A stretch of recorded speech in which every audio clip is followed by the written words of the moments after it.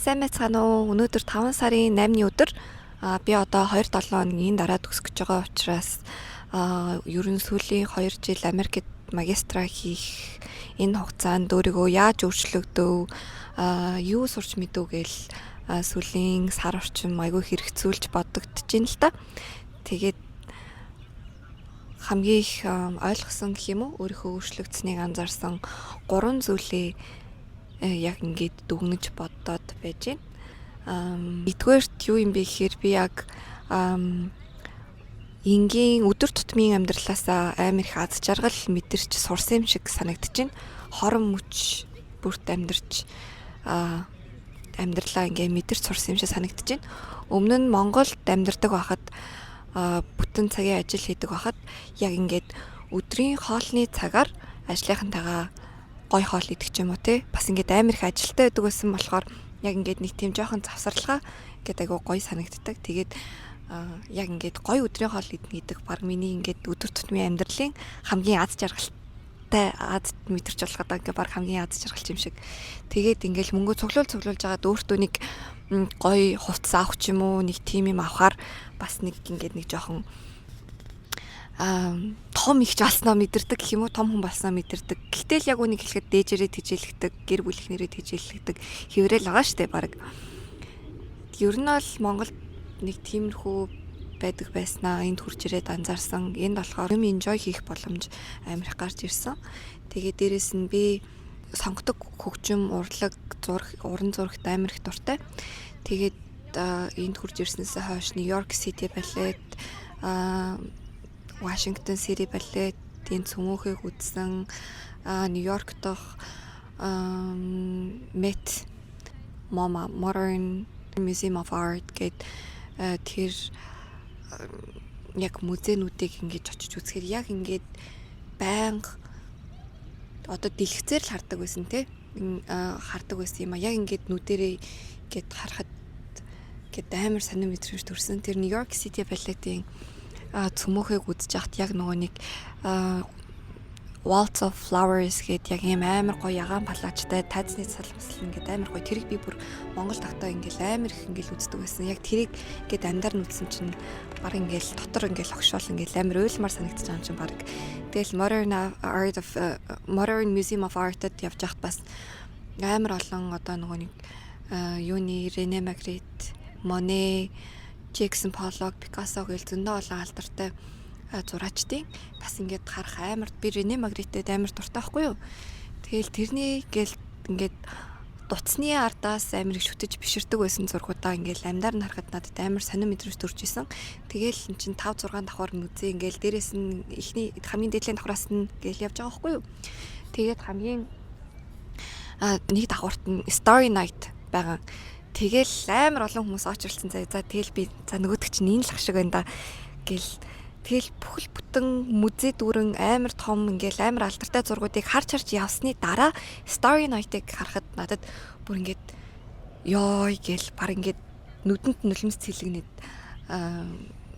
гэд яа харахгүй тийм олон алдартай зургнуудаас тэр зургийг харахад шал өөр мэдрэмж ингээд үнэхээр юм алдартай байх нь аргагүй юм байна гэсэн тийм мэдрэмж төрхөөр тийм гоё зураг байсан. Ингээ миний төсөлж ийснээс ингээ арай том хэмжээтэй тэгээд нөгөө нэг яг brush stroke яг ингээд биернийх нь будагнууд нь ингээд бүр ингээ товоогоод ингээ гараад ирсэн. Яг ингээл үнэхээр ингээд нэг зөндөө харахад яг уу ингээд дэлгэсний цаанаас харахад гоё ч гэсэн яг юу н тэрийг мэдхгүй ямар ч лээсэн ингээл вау л гэж бодогдсон. Тэр мэдрэмж агай гоё байсан.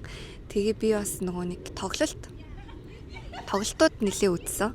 Аюугийн тоглолтыг Washington DC-д үзсэн. Энэ Hype-ийн тоглолтыг Chicago-д үзсэн. Хиний J-Hope-ийн тоглолтыг бас Нью-Йоркд очиж үзсэн. Бас л яг ингээд миний өсвөр наснаасаа хойш те 11 12 наснаас хойш би баг одоо 24 дэх амьдралынхаа талаас илүүд нь миний ингээд амьдралын яг background music шиг явсан ингээд бүхэл ингээд өсвөр насны те том болсон бүхэл ингээд хэцүү цаг үед сонсож исэн аз жаргалтай үедээ сонсож исэн тэр бүх дуунуудыг ингээд дурсамжуудыг ингээд тэр дуунуудад ингээд хадгалагдсан баг ингээд миний хувьд time capsule шиг тийм дуунуудаа би яг ингээд амьдаар нь сонссон чинь надад бүр ингээд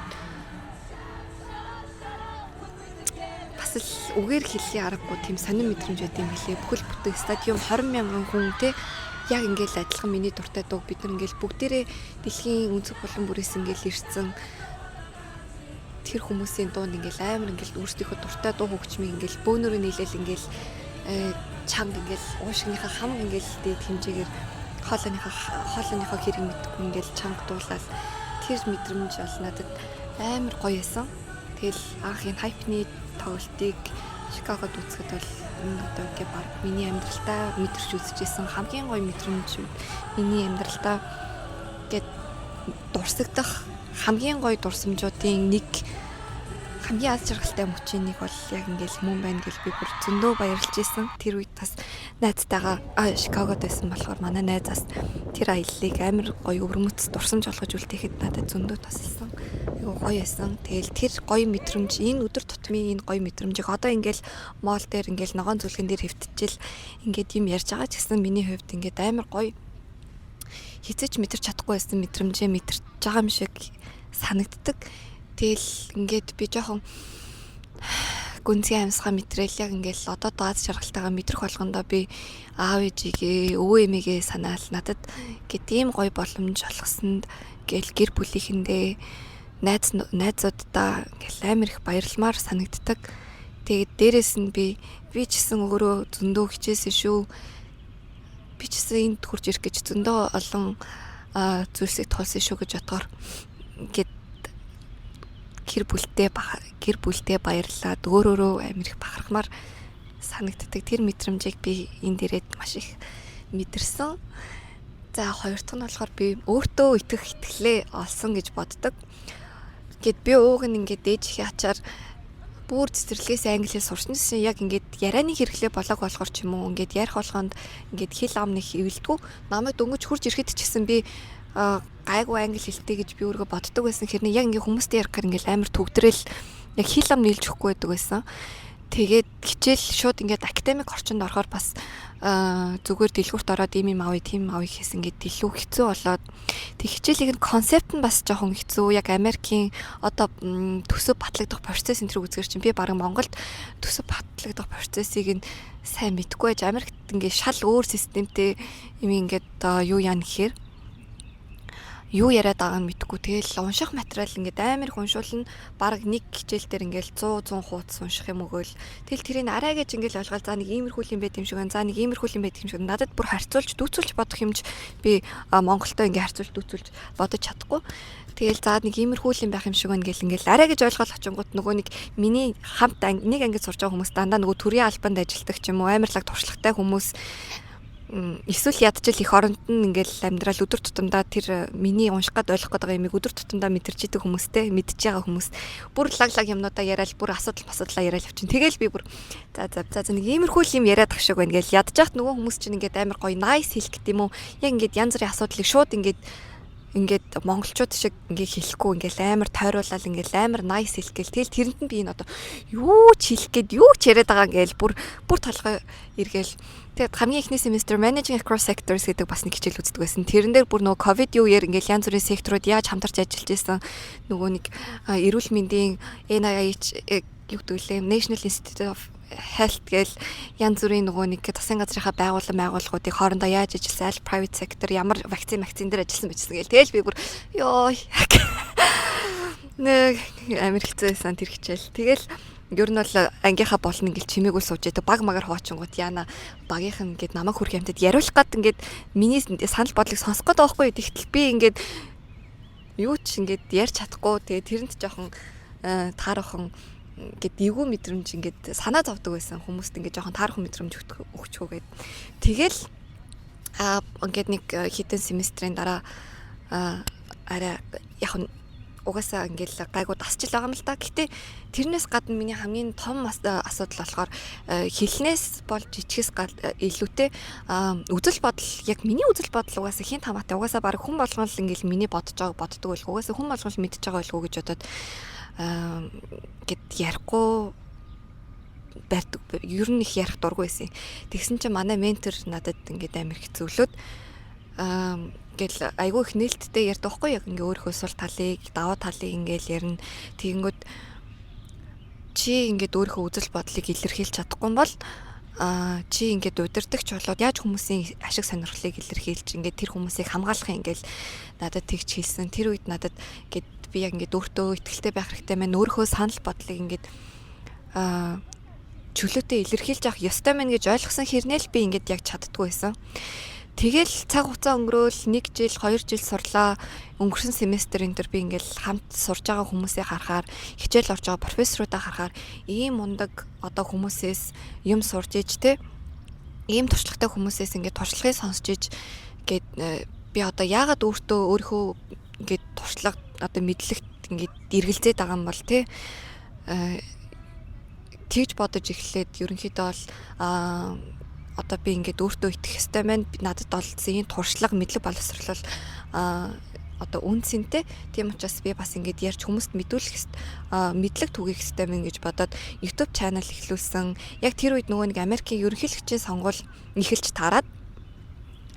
Тэгээ тэр үеэр одоо яг ингээд Вашингтон DC-гээс нэг 40 минутын хажууд одоо яг төрд ажилдаг багш нар манад хичээл орж ийн. Тэгээ World Bank-д ажилдаг, олон улсын байгууллагуудад ажилдаг багш нар хичээл орж ийн. Яг төрийн байгууллагт нь яг тогоон дотор нь ажиллаж байгаа хүмүүс надтай цуг суралцж ийн. Тэгтэл би ингээд хүмүүст мэдээлэл өгөхгүй юм бол өөр одоо ингээд хэн мэдээлэл өгөх юм гэж бодож байгаа байхгүй юу. Тэгээд тэлээд Трампийн нөгөө нэг trade policy олон улсын худалдааны бодлогын талаар тийм богинохон видео хийсэн чинь тэр ингээд явсаар агаад нөгөө нэг MNB дээр үндэсний телевиз дээр яг ерөнхийлөгчийн сонгуулийн санал тоолж авах үеэр намайг ингээд ерөнхийлөгчийн сонгуулийн талаар ярилцлага өгөх тийм боломж олцсон. Тэгэд би ингээл анги дундаа ч үзэл бодлыг илэрхийлэх дургүй байсан хүн үндэсний телевиз дээр гараад олон улсын харилцааны талаар тий Америкийн ерөнхийлөгчийн сонгуулийн талаар тэгж үзэл бодлоо. Яг үзэл бодлыг илэрхийлэв яг юу болж байгааг л ярьж байгаа л та. Гэтэ тэр боломж бол ингээд надад намайг амар ингэж том ахиц байсан гэх юм уу. Тэгээд ер нь бол тэр ингээд итгэлийг одоо өөртөө ингээд бий болгосондоо энэ бол миний энэ сургуульд орсон гэд хамгийн том ахиц мэрэгжлийн хувьд ч гэсэн өөрийгөө мэрэгжлийн хувьд хүүхнийхээ хувьд өөрийгөө гээд яг өөрчилж чадсан хамгийн том юм гэж би бодож байгаа. За тэгээ гуравт нь болохоор би амьдралынхаа үн цэнийг ингээд илүү ойлгосон гэх юм уу? Яг юуныхаа төлөө амьдарч байгааг илүү ойлгосон гэж хэлж болно. Би чи өмнө нөгөө сагвын эдийн засгийн сургуульд сурдаг байсан. Бид нар чинь бүгдээрээ л нөгөө нэг бизнес мөнгө гэж ярьж байгаа. Яаж ингээл компаниг ашигтай байлгахгүй, яаж ингээл мөнгийг ашигтай зарцуулах вэ гэх ерөнхийдөө бол дандаа мөнгөний талаар л ярина шүү дээ. Тэгсэн чинь төрийн удирдлагын сургууль сурсан чинь ингээд шал өөр байсан. Хүмүүс ингээд мөнгөний төлөө биш, хүмүүст сервис одоо хүмүүст ингээд үйлчлэхийн төлөө гэх юм уу ингээд үнцэн нь ингээд нийгмийн төлөө байдаг. Тэгээд надад тэр нь ингээд яг ингээд надтай энэ л яг ингээд миний байх ёстой газар байсан юм байна гэж би ингээд өөрийгөө амар сайн ойлгосон. Тэгээд энд ирээд би хамгийн анх өвлийн улирлыг цэвэр агаартай өнгөрүүлж одоо цэвэр агаараар амьсгалж өнгөрүүлж үзсэн. Тэгэд баг ингээл энэ дээрэл амар их моттой гээл ингээл агаар амьсгалангууд баг ингээд уушиг давчтаад гээд ингээ баг бүтэн амьсгалж чадахгүй хаяад сонирн болоод тэгэл амар гоё ийм цэвэр агаартай байх чинь ямар гоё юм бэ гээл ингээл боддог байсан. Тэгээд гэрлүүгөө ярангууд манай дүүнер те ханаад хүрцэн утаа амар байна. Ханаад хүрцэн хичээлдээ явж чадахгүй байгаа гээл фэйсбુક оронгууд дүүрэн утааны талаар асуудал. Тэгэл бодонгууд би баг миний гэр бүлд ингээд миний дүүнер хичээлдээ явж чадахгүй, эрүүл агаар амьсгалж чадахгүй байхад би яг ингээд цэвэр агаар амьсгалаад байж ах эрэгтэй хүмүүнүүч гэж боддог шиг тэгж боддог байсан. Тэгэл баг Монгол руугаа бушуухан шиг буцах юмсан ингээ ядаж ингээд ийм гимтэй мэдрэмж нэг төрөөд идэг байсан юм шиг байгаа. Тэнгүүтээ би ер нь ингээ буцаж очлоо гэд шууд ингээд өөрчилж чадахгүй. Тэгтэл би ингээд угаасаа өөрчлөлт хийхгээл би энд чинь ингээд төрийн удирдлагын чиглэлээр суралцаад явж байгаа хүн шүү дээ гэд ингээд өөртөө сануулад хүмүүс ингээд асуудаг л да чи одоо ингээд Америкт ирээд удчихлаа. Чи ингээд Америкт дахиад баймаар байна уу? Төгсөөд яа гэж бодож ийн гэж асуунгууд надад би ингээл би шууд би Монгол буцснаа би жоохон яг туршлага хөрөмтлүүлээд гадаадд гээд 2 3 жил баймар байгаа ч гэсэндээ ерөнхийдөө бол би ингээл Монгол буцна би их орондоо очиж их орныхоо төлөө ажиллана гээл тэгэнгүүт хүмүүс ихэндээ тэгжлээдیں۔ Тэгээд жоохон ингээд 2 3 жил болоод ирэхээр 4 5 жил болоод ирэхээр угаасаа чи тасаа дуусаад ингээд явмааргүй санагдана гэл. Гэхдээ би одоо ингээл 2 жил болчлоо те. Тэгсэн ч гэсэн миний хувь хүний амьдралын утга учир минь өөрчлөгдөөгүй. Угаасаа өөрчлөгдөгчгүй. Угаасаа хичнээн гадаад оронд ингээл аз жаргалтай сайхан амьдэрсэн ч гэсэн миний гэр бүл, миний их орон тэнд байж хат би гээд энд хичнээн ганцаар аз жаргалтай амьдраад яг утга учиртай байна гэж бол бодохгүй байна. Яг уу залуу наснда юм үзэж хараад ингээд эрх чөлөөтэй баймаар байгаа ч гэсэн туршлага хөрөмтлүүлээд баймаар байгаа ч гэсэндээ ер нь бол одоо 30 хүрэх үедээ ч юм уу заавал би ингээ Монголдо очсон. Надад одоо ингээл брендийн цүнх мөх барайл нөх гоё машин зэшин унаал тим юмнаас яг гоё л доо. Би бас дуртай. Гэхдээ тэр надад миний их орон шиг миний гэр бүл шиг надад тийм үнцэнтэй биш учраас би материалын зүйлсээс илүү тиймэрхүү зүйлсийг л одоо ингээ миний амьдралд илүү утга учиртай болгож байгаа учраас би яадаг ч хэлсэн их орондоо очиж ажиллана, амьдрна гэж боддог. Тэгээ хамгийн сүүлд нь хэлэхэд би бакалавртаа гадаадд сурах гээд 10 жилдээ зөндөө хичээгээд чадаагүй. Виз гараагүй. Дээрэс нь ингээд нэг тийм сайн нөхцөл ч гэсэн байгаагүй. Тийм учраас тэгтэл ингээ магистр сурахад надад нэг тийм амар хэцүү асуудал байгаагүй. Миний юмнууд ингээл бараг 1 сар 2 сарын дотор бүх юмнууд шийдэгдэл ингээл ногоон гэрлэр ингээл бүх юм ингээл амар бүтцсэн. Тийм учраас би одоо бүхэл юм ингээ таарсан юм шиг одоо ингээл сурж байгаа юм маань те ингээд ерөнхийлөгчийн сонгол Монгол ингэж таарсан ч гэсэн яг энэ үед нь ингэж хурж ирсэн ч гэсэн яг юу гэмтэй цагаа болсон юм шиг одоо ингээ хувь тавилангаараа явж байгаа юм шиг юмны цаг тарна цаг болно гэж байдг юм шиг л санагдаж байна. Тэгээд манай багш бас тэгж хэлсэн. Гал сүнөөгчнөр гал гарсан үед л илүү ингээд үүрэг ролтой байдаг. Тэрэн шиг policy students төрийн удирдлагаар төрийн бодлогоор сурж байгаа оюутнууд ийм хэцүү цаг үед л ажиллахгүй бол өөр хизээ ажиллахын гэж биднэрт ингээл амар хэлж бид нарыг ингээд уран зориг өгсөн. Тийм учраас энэ цаг үе бол надад үнэхээр ингээд бурхнаас өгсөн хувь тавилан яг бурхны зурсан зургаар ийм сайхан 2 жилийг сурж мэдэж өөрийгөө таньж мэрэгчлээ дээшлүүлж өнгөрсөн юм шиг санагдаж байна. Ингээд амьдралын минь энэ мөчөд цуг байгаа. Энэ мөч хүртэл цуг байсан, цуг байгаа. Ирээдүйд ч гэсэн ингээл надад намайг тусалж дэмжих хүмүүс байгаад би маш их баяртай байна. Ингээд thank you. Намайг үзсэнд баярлалаа. Баяртай.